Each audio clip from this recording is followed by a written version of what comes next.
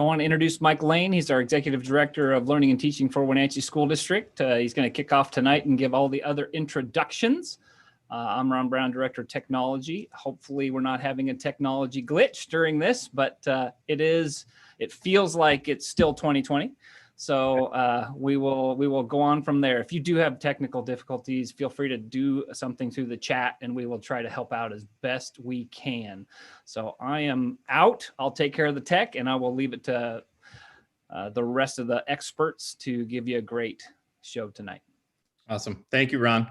Good evening, everyone. My name is Mike Lane. I'm the Executive Director of Learning and Teaching for the Wenatchee School District.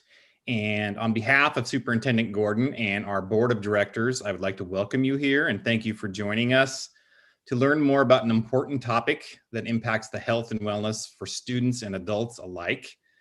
As the pandemic continues and we enter our dark winter months, supporting the health and well-being of our staff, our students, and the families in the Valley is vital, but schools can't do this work alone.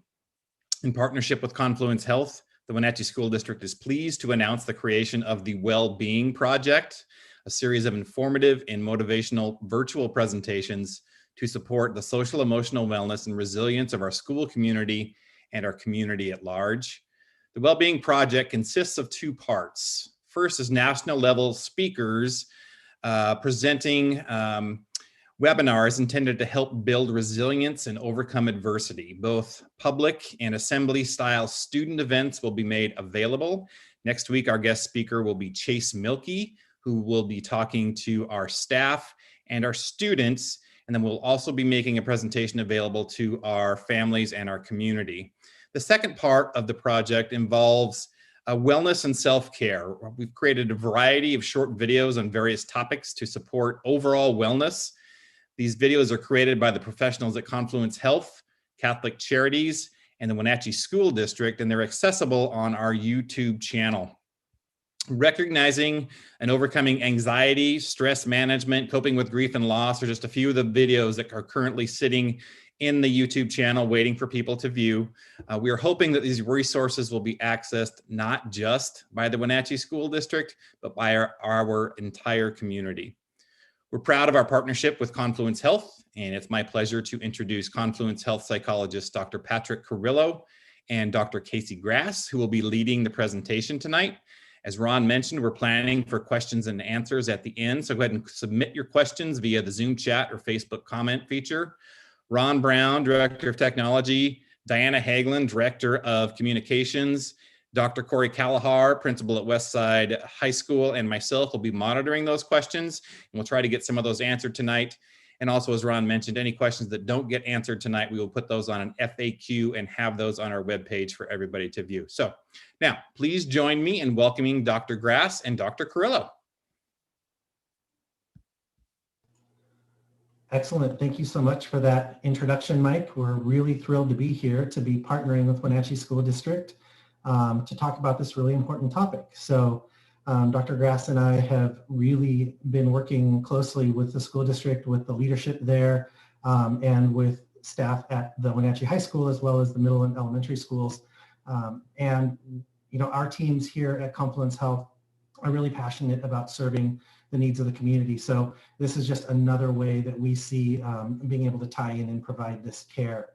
So without further ado, so that we can get to questions, we're going to go ahead and dive in, and Dr. Grass and I will be taking turns as we go through. So we're going to go ahead and start off. I'm going to share my screen so everyone can see our presentation. And so our talk today is called Depression. What is it and what can I do about it? So we're going to be talking to you a little bit about understanding what depression is. What does it look like? What do the symptoms appear to be like for a variety of people? How might it be different for different individuals? And then what are the types of things that we can do about it? Along with that, we're going to talk about suicide risk and how do we identify potential individuals who might be at risk for suicide? And again, how do we help connect them to resources? We'll wrap up talking about some of the resources in the community that you can turn to, and then we're excited to open it up for questions from all of you who are listening. We're going to be really mindful of the fact that this is being simultaneously translated and cast into Spanish on the Spanish channel here for Zoom. So we're going to try and make sure that Rosalinda, who is translating for us, can keep up with us. So every now and then we'll pause, take a breath, and make sure she's keeping up. All right, so we're going to start with Dr. Grass. Okay, thank you, Michael, and thank you, Dr. Carrillo, for the introduction. And yeah, we're excited to be here tonight and bring this information to you. So first, I'm just going to kind of start off tonight with talking a little bit about a broad overview of kind of what is depression and why are we here kind of talking about this topic today. So as many of you may be aware, but depression is one of the most common mental health disorders in the United States across all age spans. And it can really occur at any time to anyone. So it's not something that is specific to one specific age group or gender or ethnic group. It really kind of can touch us all. And we're going to talk a little bit about, some of the factors that might lead to someone experiencing an episode of depression. And it's more than just feeling down. So I think, the word depression sometimes is used a lot just to kind of describe maybe being sad, being down, having the blues. But we're going to talk about what is really the difference between maybe being sad or down sometimes and truly being depressed. What kind of differentiates that? Okay, next slide. So why is this important? It's important for a variety of reasons. I think that we'll kind of dig into a little bit more as we go along, but depression really can have a major impact on our mental health, our emotional health, as well as our physical health. And so I think, often we think about kind of that mental health or emotional piece, but we maybe don't think as much about what are some of those physical ways that depression can impact us. And so we'll definitely take some time to talk a little bit more about what those symptoms look like. And it can be serious enough to lead to suicide. So it's a very important topic that we want to bring some awareness to and talk about what are some of the things that we can do to help address that better. Next slide. And just a few statistics on kind of what depression looks like, especially related to kind of adolescents and teenagers. So about 20% of teens will experience depression before they reach adulthood. So that's 1 in 5, pretty significant amount. And at any given point in time, about 10 to 15% will suffer from some of the symptoms of depression. And about 2.3 million teens in the US will report at least one major depressive episode. What we know is the highest rates of depression are in the group from the 18 to 25-year-olds, and depression is more common in females than in males. Anything you want to add to that, Dr. Carrillo, before I hand it over to you?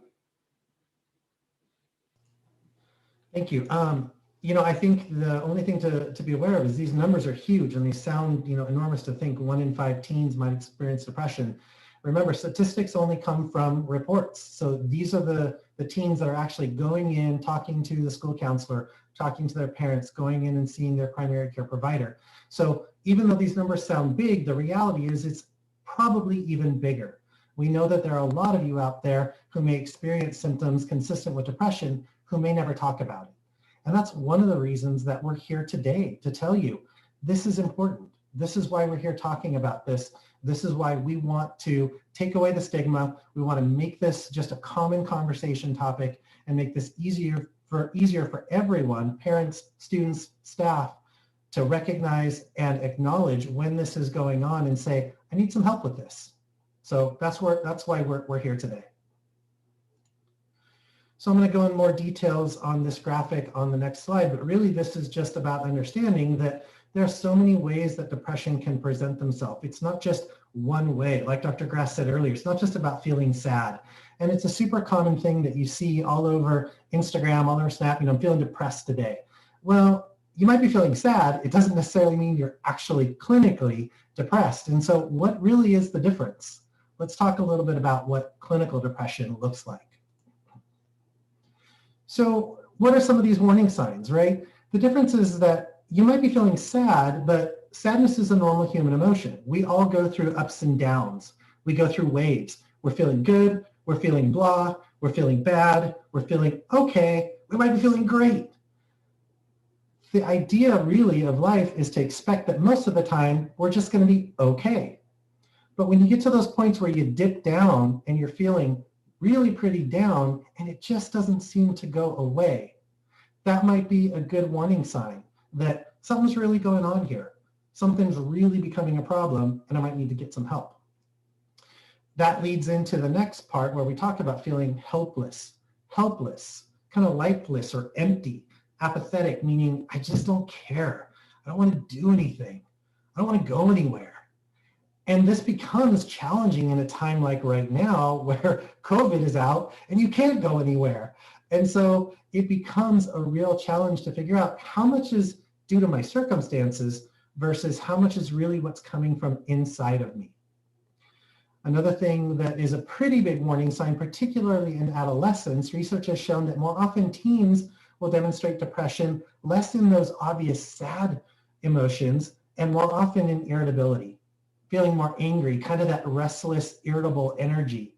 Having that won't be more common, right? And most parents out there who are watching are going to say, wait a minute, my teen is always irritable. And teens are like, no, I'm not.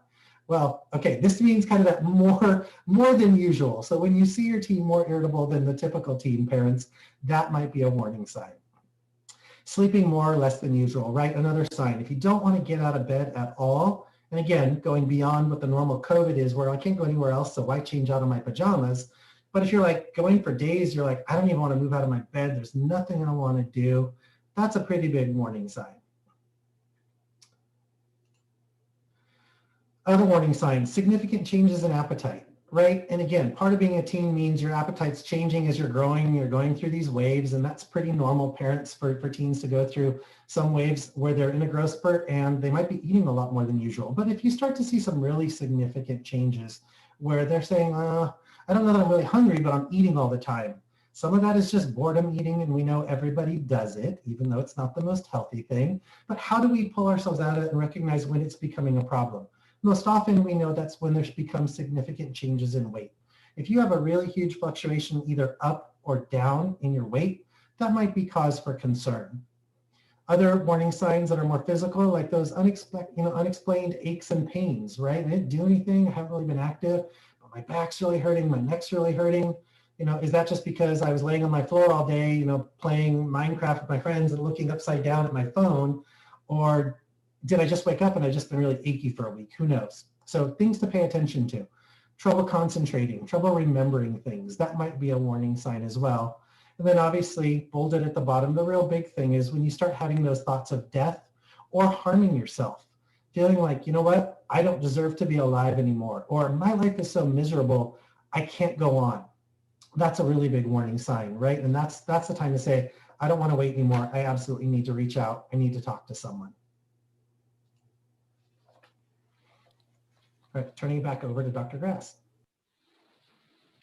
Okay, so I'm going to talk a little bit about what are some of the common risk factors? What are some of the things that we can kind of be aware of that might, put someone a little bit more at risk of having a major depressive episode? And I think this first one kind of speaks for itself from what all of us have experienced over this past year is loneliness and isolation. And I think that alone makes this topic so much more relevant for us to be talking about it tonight because of the pandemic and COVID restrictions, people are feeling way more lonely, much more isolation than they've probably ever felt in the past. And I know that, our behavioral health team has seen that with teenagers and families and adults. I mean, everyone of any age coming in just reporting very high rates of feeling lonely and isolated. And that does definitely, increase that risk of developing depression. And again, lack of social support. That's been a really hard one this year too. People may have great support systems, but they're not able to tap into them. They're not able to go to school and see their friends every day.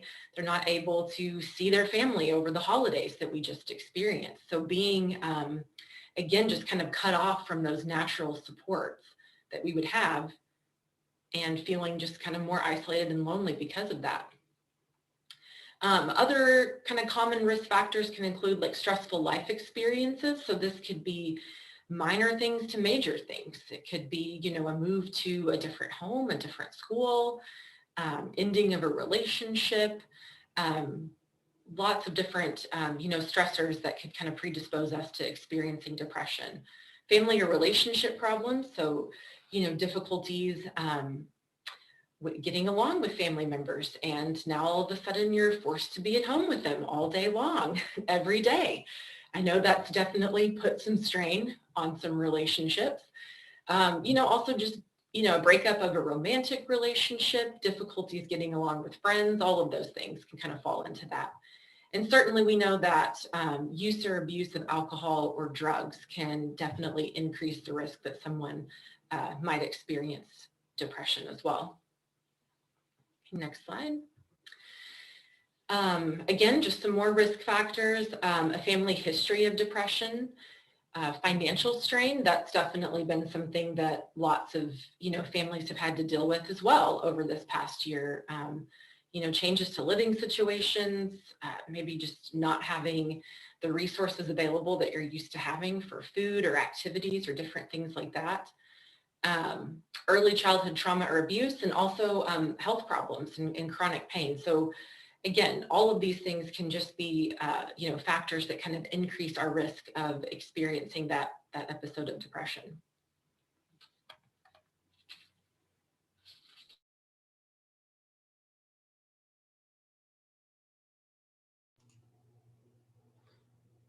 I'm going to pause for a second. That was something to catch up to us. Okay, there we go. We can see her on a little screen trying frantically to keep up in Spanish. Thanks you, Rosie. So let's talk about suicide. And I mentioned this earlier, thoughts of death, right? That's a big warning sign for depression. And these are a few years old, but in 2017, there were 6,200 suicide deaths among adolescents across the United States. That's a horrifying number and something that we need to do better at reducing. I mean, ideally, the number would be 0. It's the 10th leading cause of death in the United States, but it is the 2nd leading cause of death for adolescents. Again, absolutely unacceptable. So how are we going to figure out how to improve on this, right? Part of it comes through this conversation. Part of it comes through people feeling less stigma about saying, I'm really struggling. I need to talk to somebody about this. I'm scared for myself, or I'm scared for my friend who's telling me this. We know that males die by suicide about 3.5 times more often than females because of the tendency to use more lethal means, but females actually have about 5 times more suicide attempts than males. So neither of those statistics are good. Both are huge risks. And as it says, their firearms are used in 50% of all suicide deaths.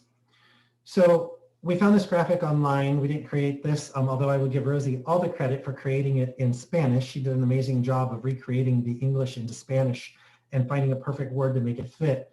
But this is really at the crux of the problem. This is really what happens when people are struggling and someone says, hey, how are you doing? And the response is, fine. But what's behind that fine? Are they really fine? Not necessarily. We're programmed to always look happy, to look good. And so when someone says, I'm fine, in their head, they might be actually feeling, I'm confused, I'm useless, I'm broken, I'm not good enough. I'm falling apart and nobody's noticing. I'm feeling lonely. I'm feeling defeated. I'm feeling pathetic. But I'm not going to say that out loud. I'm going to keep it all inside. I'm fine. And what we need to do here in Wenatchee, in the world, is we've got to get better at saying, I'm not really doing fine. I'm actually having a hard time, and here's what's going on. And you don't need to fix it for me, my friend, but maybe just give me a hug, or maybe just help me come up with an idea of who can I go to get me some help.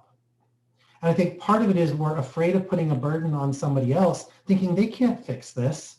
Well, and you might be right. Maybe the person you're talking to can't fix it, but maybe just the act of sharing how you're feeling is going to be enough to get that ball rolling, to help you feel confident enough to say it to the right person, to get the right kind of help that you need.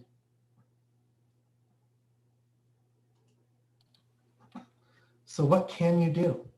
Dr. Grass.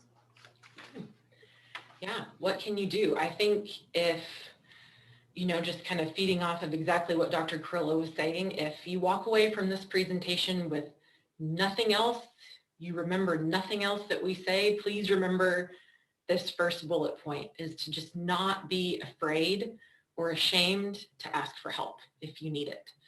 Because yes, while we know that, maybe your friend that you talk to or, even your family member that you talk to doesn't have the answer, answers are out there. And there are a lot of things that we can do to help people who are struggling with depression. One of those things is, talk to your primary care provider, talk to your healthcare team about treatment options and what those might include. It might include medication for depression. It might include counseling. It might include both. Sometimes both can be the most helpful combination. What we know about therapy, it is the most tried and true treatment for depression. It has been highly researched and consistently shows very, very good outcomes. Just being able to talk to a mental health professional, talk about what you're going through, and just get some ideas and some suggestions for what can I do to change this. It sounds really simple, but it can be incredibly powerful.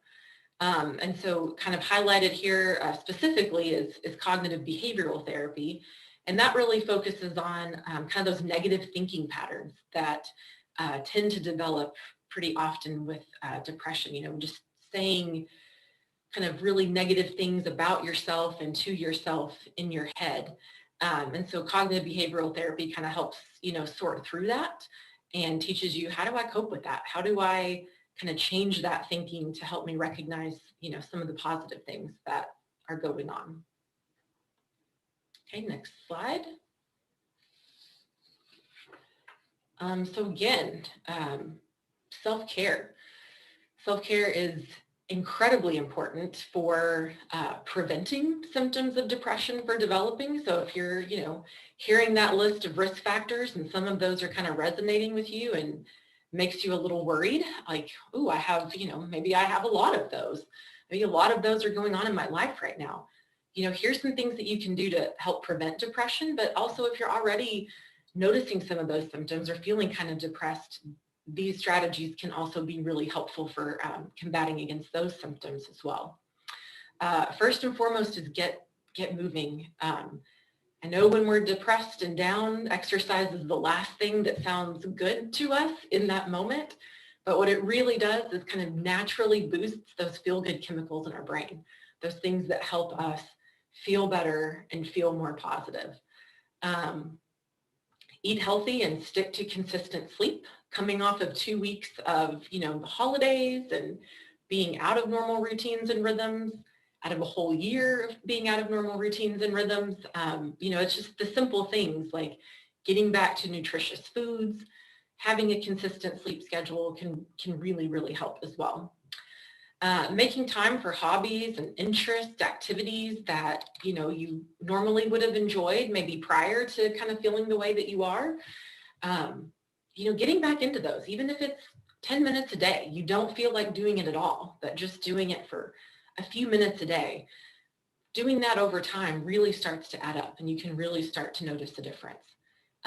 This last one makes me smile, just given that it's January and it's gray and we don't always have a lot of choices about the sunshine, but certainly I would encourage people that on the days that we do have sunshine, try to get outside, even if it's just for a little bit, and enjoy that. It has a huge effect on our mood and how we feel.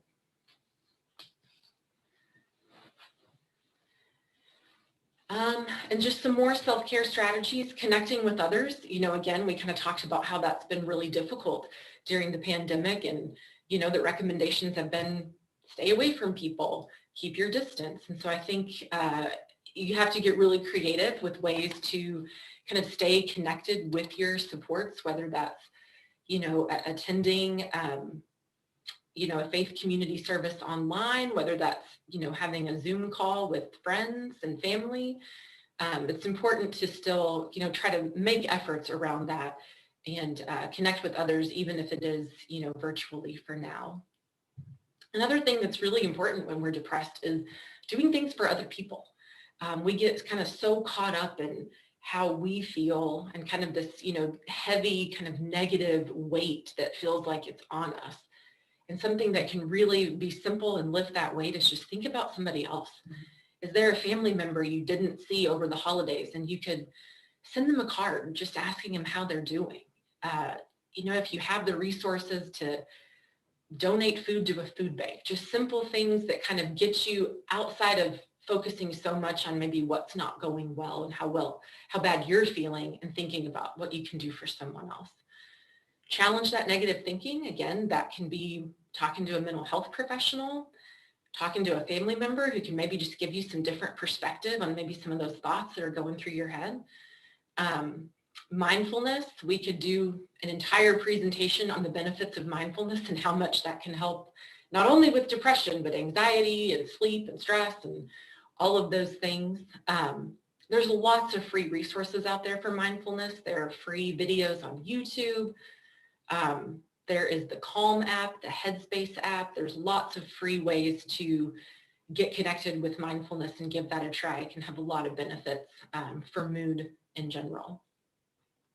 And just this last point here on this slide is really important. If you're having any thoughts of suicide, any of the things that we've kind of talked about on prior slides related to that, this is the community crisis line, and just don't hesitate to give them a call. They're available 24/7. There are trained professionals who can help you. They can talk you through whatever you're feeling in that moment and get you connected with the resources that you need to get through that moment of crisis.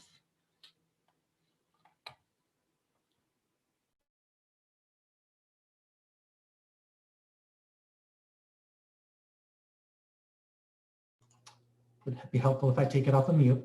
So again, we're not taking any credit for this slide. Again, we found this online, but it's such a great, relevant phrase or saying to think about. You'd never go up to someone and just say, you just have cancer, get over it. But that seems to be the perspective that some people have around depression when they see it in others or feel it in themselves. Ugh, I'm just feeling down. I just need to get over it. Or they're just, get over it. You're depressed. So what? Everyone's struggling. But it's not that simple, right? Because as we've talked about over the course of this presentation, there are so many ways in which true clinical depression affects individuals across the way they feel physically, across the way they think, across the way they feel emotionally. All those pieces are interconnected.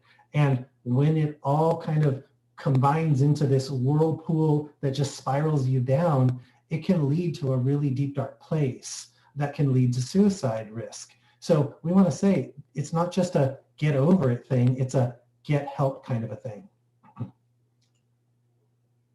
And the other thing I think that oftentimes people are afraid of is, well, I don't want to ask them if they're suicidal. Like, I'm worried about my friend, but I don't want to ask them, or I'm worried about my kid. Like, if I bring up suicide, they're probably going to do something, right? Maybe I'm going to give them that idea that this is an option. Well, the truth is that actually the research has shown talking about suicide actually reduces the stigma and the fear that that person may have about saying it out loud, because they may be so afraid of saying that word, saying, I'm actually really struggling right now and I've been thinking about hurting myself, but if I say that, they're going to lock me up. They're going to think I'm crazy. They're going to not want to talk to me ever again, or I'm going to be in so much trouble.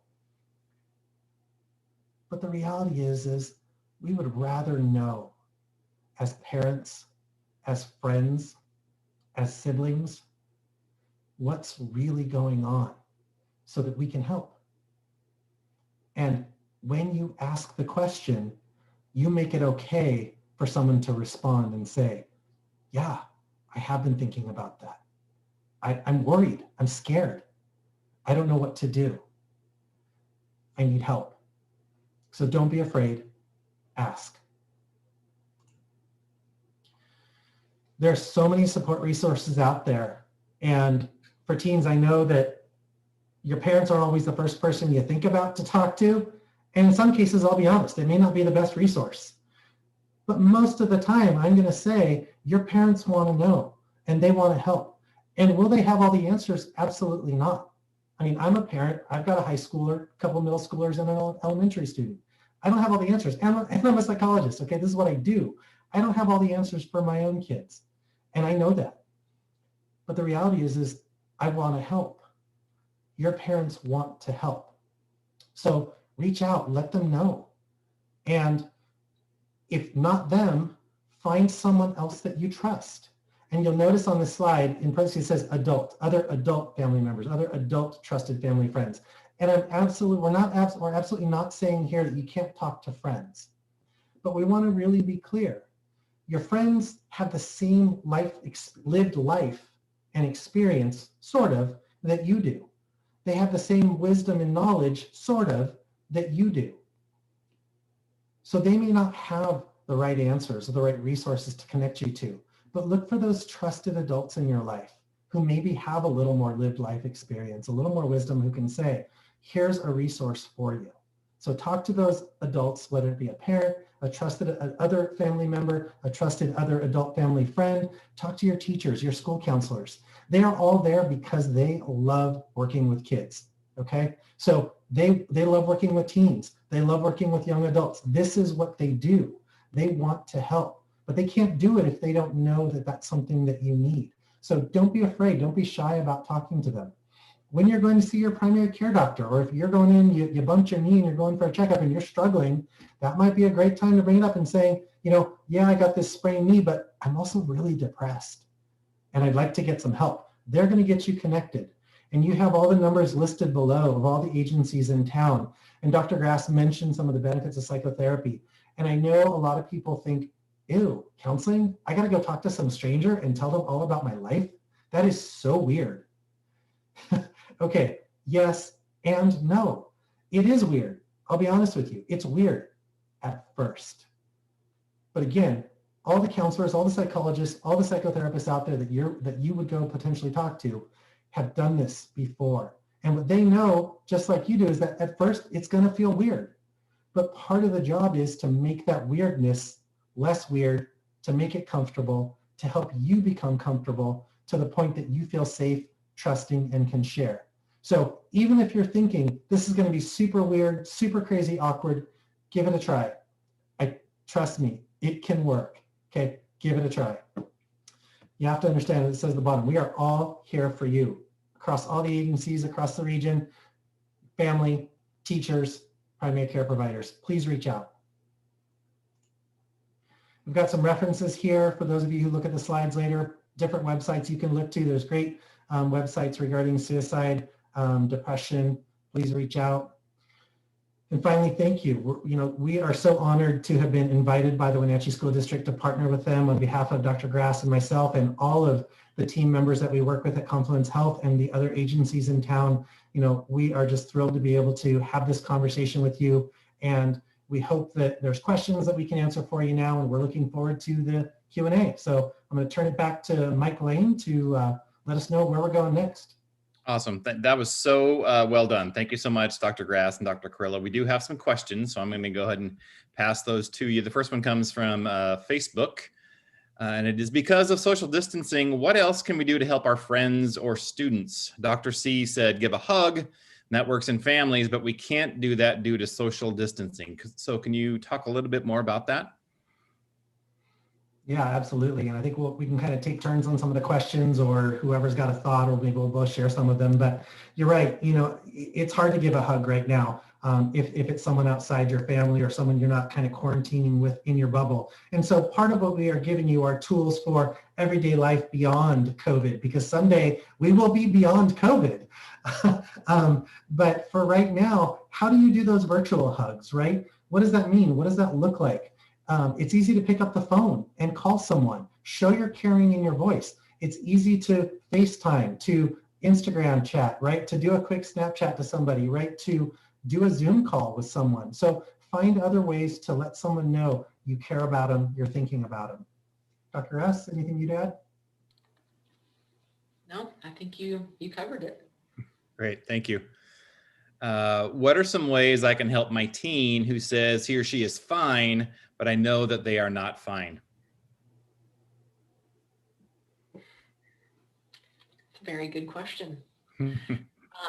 mean, I think that's hard. I think, like Dr. Carrillo was saying on the slide where it said, find the tendency is just to give that answer. I think, just creating a space that is safe, that even if they're saying, I'm fine in the moment, just letting them know, okay, but I just want you to know that I'm here to listen and I'm here to help in any way that I can. So if you're not feeling fine, come back to me and talk about it. Like, there's just kind of this open door that you can come and talk to me at any point in time, and I'm going to be here and do the best that I can to help you through that.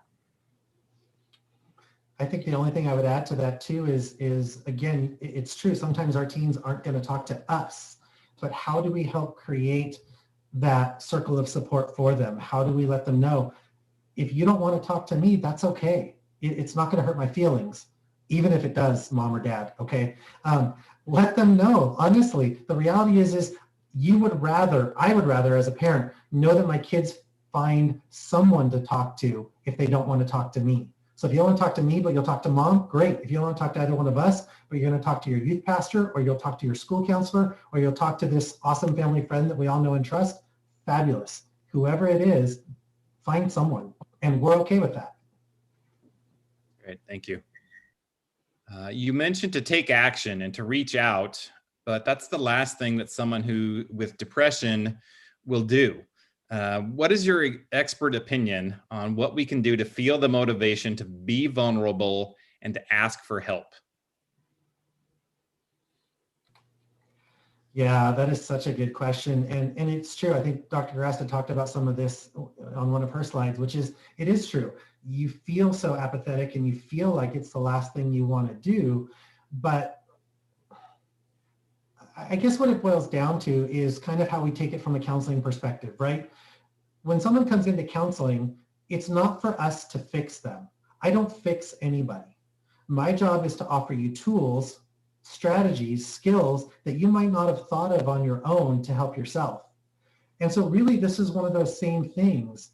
It's having that self-awareness, even if it means you put a sticky, on your mirror in your room or next to your bedside that says, I don't want to do it, but today I'm going to call this friend, right? How do you motivate yourself when you don't want to be motivated, right? It's kind of like me telling myself, I got to eat my vegetables with dinner tonight. I would really rather eat a bag of chips, but I'm going to eat my vegetables with dinner tonight because it's the right thing to do. Yeah, I would just add on to that, like with the sticky note idea, is just start with something small. I mean, it's true. I mean, it's really hard to get past that hump of lack of motivation and feeling apathy, but just set a very small goal, even if it seems like, how would this possibly, be helpful? This is such a small step, but it's a step. And giving yourself kind of credit for those small steps that you're taking is also really important, because what we tend to do when we're depressed is to not recognize even those small things that we are doing well, or maybe that are going right throughout our day. Thank you. What can I do if my teen refuses to receive professional help?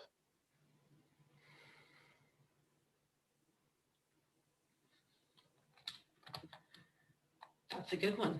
I didn't know if you were going to jump in or not, so just leave that one. Gosh, that's hard. I mean, I think, you could start with kind of what Dr. Carrillo was saying before, and maybe the first step is there someone that is trusted that maybe they would talk to, a family friend, a teacher, a coach, someone that, maybe they have trust in and maybe would listen to a little bit differently than a parent. And maybe that person could help be a resource to help kind of open that door to the possibility of seeking more professional help. Yeah, I think that's great. I think that's a great starting point. And sometimes it's about having a really caring but serious conversation with your teen, because some of it really depends on your ability to gauge what is the level of severity. Like, what is my teen's, I'm feeling like they're struggling, I see it, but what is their level of function? Like, they're still passing their classes. I feel like they're really depressed because they're moping around home. They're not talking to anyone. They're constantly grumpy, but they're passing. right? So what is the level of function? And so how do you determine what level of intervention you need to provide as a parent? The reality is the law changed in Washington State July 1st of 2019.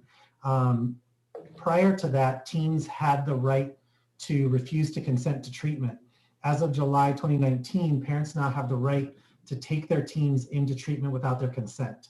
So if you had to, you could actually take your teen into mental health care without their consent. And that applies to both outpatient and inpatient care. So I would say that's a super extreme level, and there should be steps that are kind of looked at along the way.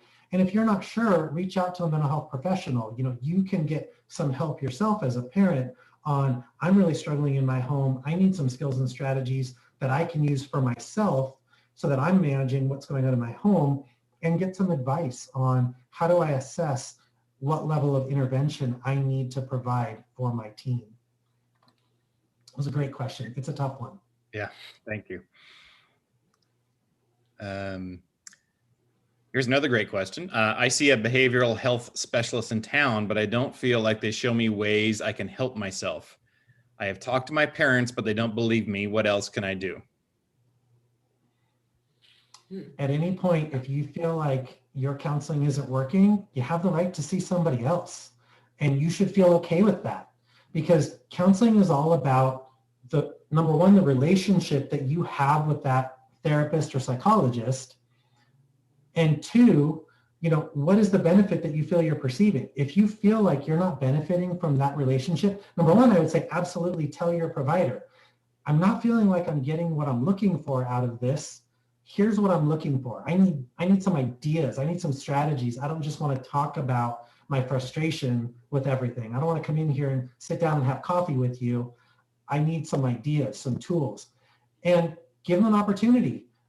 If you feel like they're not open to that, or they're like, well, I feel like I've tried that and it just hasn't worked, then it's okay to say, well, can you refer me to someone else?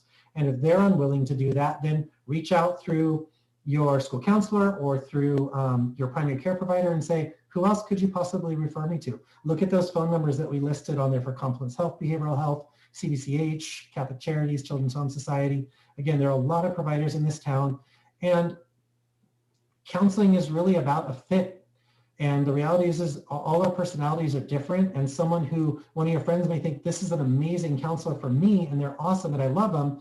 Someone else may be like, nope, that does not work for me. So it's really about who do you fit with. Great, thank you. Another question. I see negative episodes in my daughter at least once per week. She sees this therapist. I was advised to consult a clinical psychologist. What do you advise? I think this potentially could be a little bit related to kind of the prior question, if maybe, that you're feeling like the tools that you're getting in the therapy currently maybe aren't, what you're needing, they're not being effective, or maybe there's just, a mismatch there. So exactly what Dr. Carrillo was saying is maybe just bring that up in therapy as well. And if you feel like that just isn't the level of support or resource that you need, definitely reaching out for a higher level of care, or just, a different provider that may, have a different perspective. We all kind of have our own, toolkit that we use in therapy, and some of those things work really well for certain situations, and some of them maybe just aren't the right fit and the right, skills to be teaching. And so I think just having that conversation about, how that is going, and maybe looking at what other resources you might need to switch to or to add in. I would also really quickly add, for a parent who's feeling like progress isn't quick, just a reminder that therapy is not magic. I wish it was. I wish someone could come in and we wave a magic wand over their head and poof, they're better. But it doesn't work that way. I'm in the middle of home projects, so the analogy I come up with right now is like, I'm Home Depot, and the client who comes in is the contractor. I'm going to give you lots of tools. I'm going to hand them to you. You're going to walk out and your cart's going to be full. But if you take that cart home and you stick it in your garage and you don't open a single box and never use a single one of those tools, your home isn't getting built. And so part of it is also asking, what is the motivation of the client who's coming in? So for this mom who's asking this question, or dad, I don't know, I didn't see who it was, but the parent who's asking the question, some of it may be, is your child truly motivated to make change right now? And are they doing some of the work? Sometimes someone is just not in the right place where they're ready to do the work. And we have to be open and honest and acknowledge when that happens. And sometimes that means they need a break from therapy for a little while and come back when they're sort of living with some life consequences as a result of their behavior, and they're a little more motivated and ready to come in and work on change. So I would also say, as a parent, kind of got to manage your own expectations too, of feeling like, wow, I've been here for 2 sessions and my kid should be fixed. No, we don't fix anybody, and there is no magic. We give you tools so you can fix what's going on for yourself. Great. Hopefully that helps. What are strategies the two doctors use in their own daily lives to support their well-being? That's a fun one. Okay. I think the last point that I hit on the self-care side, mindfulness, I think that's been just a really powerful tool that I taught to people for many years and didn't necessarily start using until more recently. And, you know, that can look really different. Mindfulness can be taking a hike in nature and just kind of enjoying the sights and the sounds. It can be doing yoga, just anything that kind of quiets and stills, you know, your mind or your body. I think that's been a really good tool for me. Exercise, I know it sounds very basic, but that is something that, you know, I try to be really aware of. When I get out of the routine, like over the holidays, and I'm not doing it, I notice a difference in my mood and in my sleep and just how I feel, my concentration, all of that stuff. And I think, yeah, just being really mindful of balance in your life as much as you can, you know, taking time for yourself, even if that's 5-10 minutes, you know. I know parents are working and being teachers, and there's a lot of demands, and I know it can feel very frustrating sometimes to hear take time for self-care, but, you know, I try to be really mindful of that. And even if it's just small little windows, you know, each evening after the kids are asleep, I think that's really helpful for me. I'll let Dr. Carrillo share what he enjoys. And it varies depending on the time of year for me too. So, you know, I love to take a walk near where I live, and every evening I used to do that when the weather was better. I am not a huge fan of the cold, and so I have been walking less. And the funny thing is I've noticed the difference. I noticed that that's not good for me because working from home a lot, I noticed the difference when I'm not out. I love to read. And so for me, being able to take some time, even though I know it's going to be a later night for me if I spend some time reading before bed, that's really important to me. I need my mind to just kind of let go of the day and get into a good book. For some of it, it's spending some quality time with my family or having some alone time with my wife. Once the kids are in bed, we sit down together and we kind of just hash through our day. So, you know, it's so unique for every person. But I think what will challenge you is to be creative. Understand that with COVID, it's been difficult. I'm very much an extrovert. So for me, a lot of my pleasure comes in being around people and spending time and chatting. So this quarantine has not been super fun in that respect. So for me, I've had to look at how do I get creative in connecting with others despite being in quarantine. So again, making sure you're making those phone calls, having those FaceTime chats, seeing someone's face, getting on Zoom with family. I was at a workshop and I heard someone talk about a month into quarantine, they realized it wasn't going to end. So they started this weekly 25-person dinner conversation where once a week they get together. There's like 25 people on Zoom having dinner together and just talking. And that's been really important. So I think just being creative and looking for different ways to find some pleasure. And again, it may not be big windows. I might not get an hour's worth of reading time, but if I can get 15 minutes, I'm going to take the 15 because that's going to be better than 0. Great, thank you. I'm going to read this question. I'm going to do my best to kind of interpret this. It looks to me as if this question might be from a parent wanting to know how to assess maybe this statement that a child made. So now I'm just going to read the question. It says, how suicidal is the question? Do you know how hard it is to plan what to do with my life if I don't even want to live? So it sounds to me like a parent looking for some guidance after hearing something like that from a child.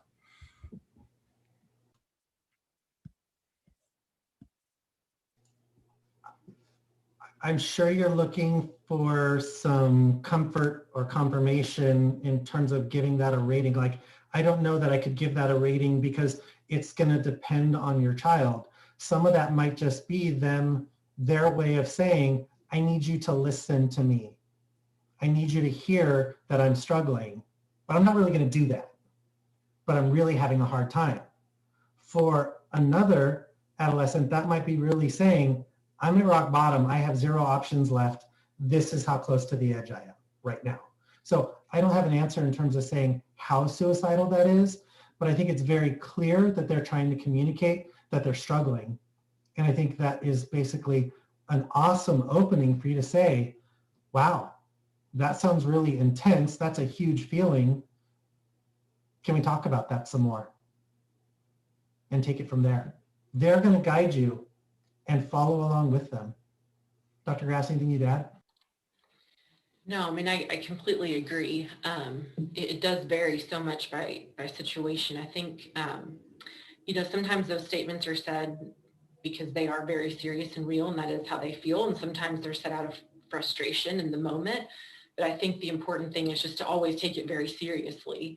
Even if you think they're just blowing off steam because they're mad at me for, asking them this question for the 100th time. But I think when you hear something like that, even if you feel like that's what it is just still taking it seriously and still, like, Dr. Carrillo was saying, take that moment, that opportunity, that door is open to talk about those feelings and what that might mean for them, individually in that moment. Thank you. And I think we'll have this be our final question. And to any of our viewers, any questions that didn't get answered live, we will have those on a Q&A, have those up early next week on our website. So this question appears to be from a student. It says, how do you help with fighting with parents and wanting to run away?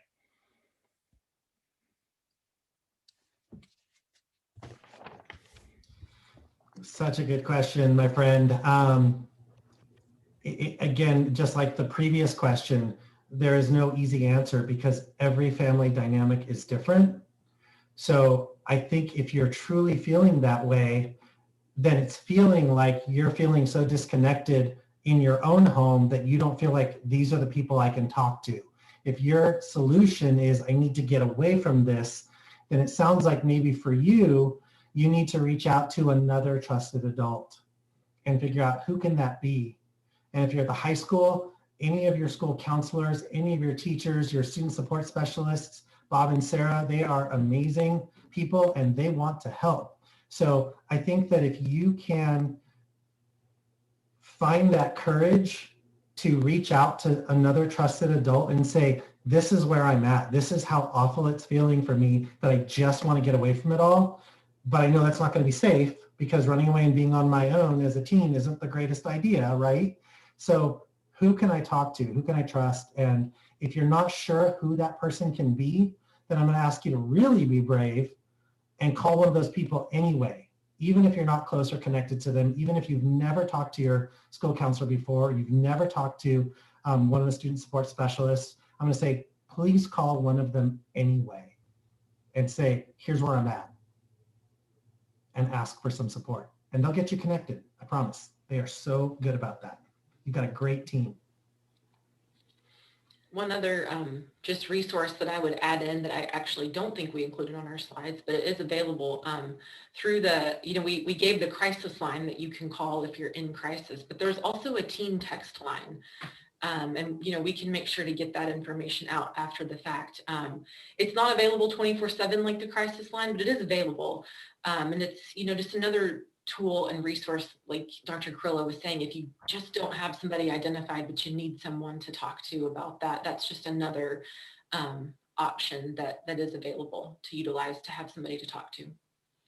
Yeah, and we will be sure to push that out to everybody as well. So, well, once again, folks, I want to thank Dr. Grass and Dr. Carrillo. Thank you so much for an informative evening. I also want to give a huge thank you to Tessa Timmons, also with Confluence, for helping us to organize this and many other things. Thank you to Rosie Martin, our wonderful translator, Ron Brown on the tech side, Diana, the communication guru, Dr. Corey Callahar joining us here, and then also Superintendent Paul Gordon and our board of directors. Thank you again, folks, for joining us, and everybody have a great night. Thank you so much. Thank you. Good night, all.